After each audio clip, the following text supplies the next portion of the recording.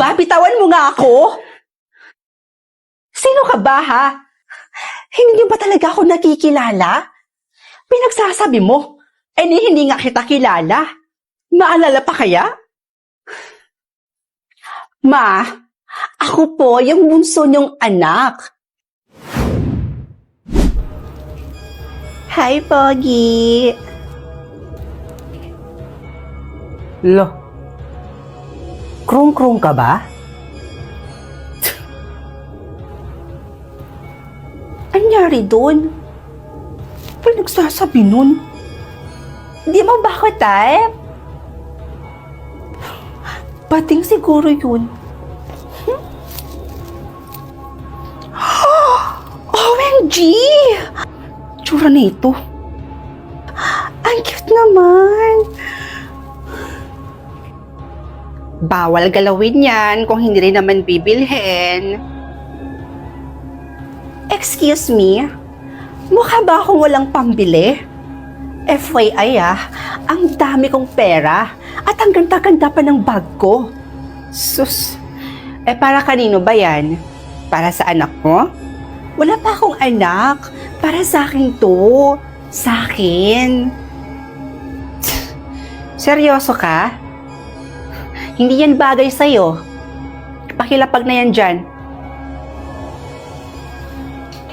Sama nito. Kala mo naman kagandahan. Mas maganda ako sa'yo, te. Mas maganda ako sa'yo. Tsura nito. Oy, miss. Saan ang bagay sa akin dito? Ito ba? Or ito? Ma'am? Ma'am, para po ba para po ba talaga sa inyo? Para po ba talaga sa inyo 'yan?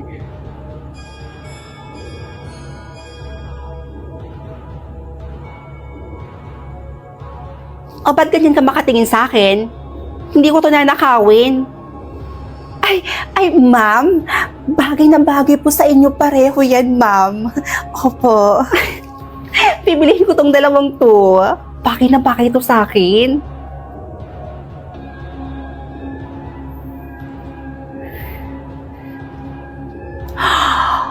Oh my God, Bar!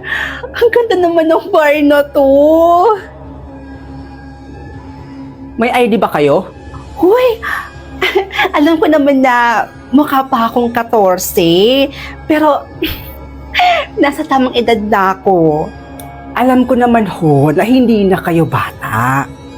Ayan, gusto ko lang ho talagang malaman, kung magbabarba talaga kayo?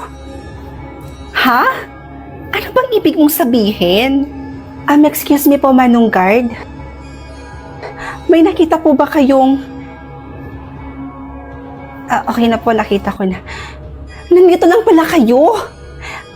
Kanina pa kami hanap ng hanap sa inyo. Nandito lang po pala kayo. Saan po ba kayo nagsisipunta? What? Kilala ba kita? Sino ka ba? Halingan muna kayo.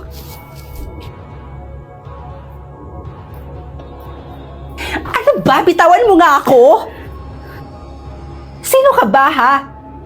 Kung saan pa kami nagpunta para lang mahanap kayo. Pero nandito lang pala kayo. Hindi niyo po alam kung gaano kami natakot at nag-alala sa inyo. Hindi niyo ba talaga ako nakikilala? Pinagsasabi mo, hindi nga kita kilala. Maalala pa kaya? Ma, ako po yung bunso niyong anak. Ano? Anong bunsong anak? Nahihibang ka na ba? Tingnan mo nga yung itsura ko at saka itsura mo.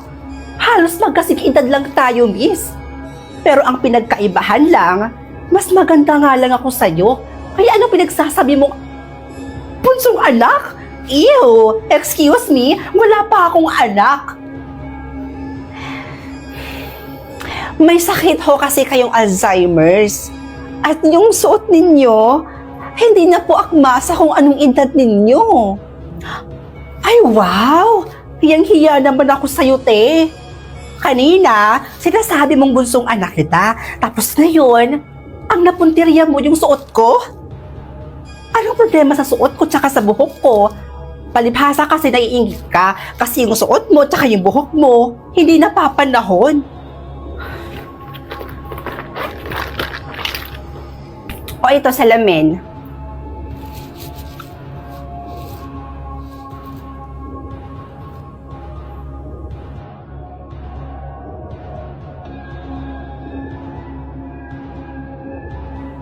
O ano ma? Malinaw na ba sa inyo na 85 years old na kayo? Ma naman kasi, kapag bukas po yung pinto, huwag kasi kayong agad-agad umalis. Kung saan-saan pa kayo pumupunta. Paano kung hindi namin kayo nakita, nahanap? Diba? Paano kung napahamak na kayo? Ma naman, ayoko pa mawala ng ina. Please naman, makinig naman kayo sa amin. Halina kayo, umuwi na tayo.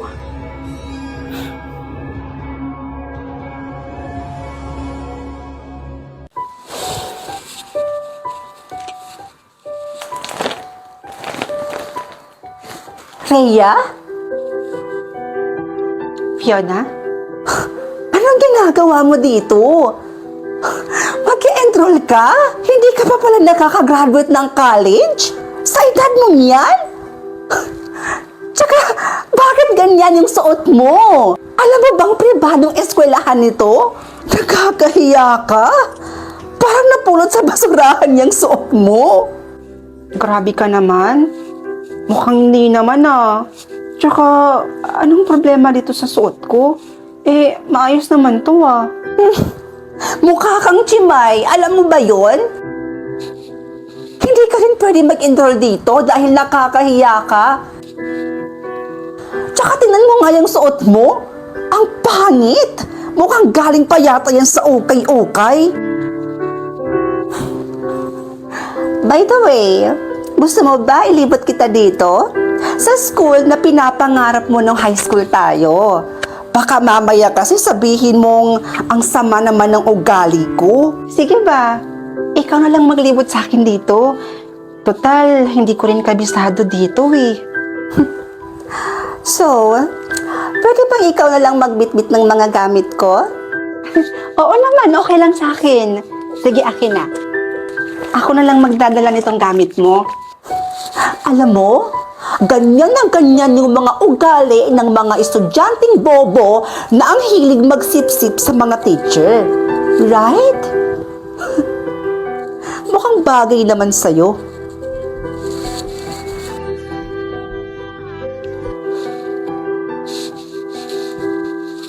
So, ito naman yung library ng school na to.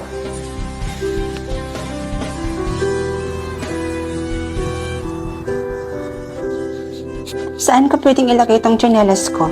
Naka-tsinelas ka lang? Wala ka bang sapatos? Ang dugyot mo naman! Bakit ka hinahiyaang makapasok ng guard dito? And by the way, di ba matalino ka? O bakit hindi ka nakapagtapos ng pag-aaral mo? Alam ko na.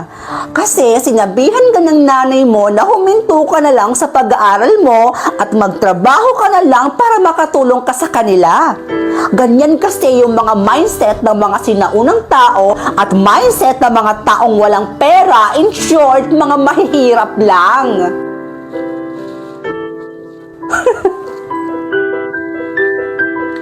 Siya nga pala, congrats. Napaka-successful mo na.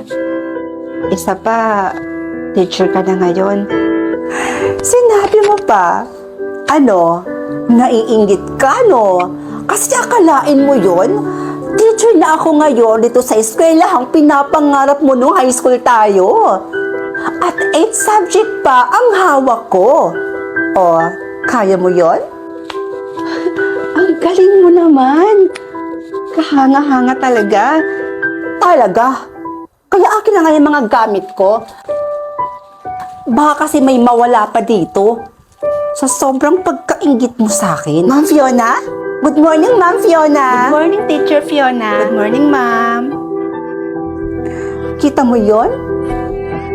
Ganun na ganun talaga yung klase ng mga estudyanteng mahihina ang utak. Babatiin ka nila, tapos sisip-sip sa'yo para taasan yung grado nila. Eh di pagawain mo yun ng high school tayo? Alam mo, hindi porket na binabate o binibitbit ng mga estudyante yung mga gamit mo sa tuwing nakikita kanila, ay ibig sabihin na nun sumisip-sip o mahihina na ang kanilang mga utak. Ang pagbate ng isang estudyante sa isang guro ay sumisimbolo yon ng paggalang at pagrespeto. Teka, hawak mo ba yung mga estudyanteng yon? Hindi, pero kahit anong sabihin mo, bobo pa rin ang tawag doon. Asya, sige na, makakaalis ka na. Kasi darating ngayon yung bagong principal dito sa eskwelahang ito. And for sure, kapag nakita ka nun, parehas lang kami ng magiging reaksyon. Dahil dyan sa suot mo, baka mas pagtawanan ka pa nga nun eh. Miss Principal, ano pong ginagawa niyo dito?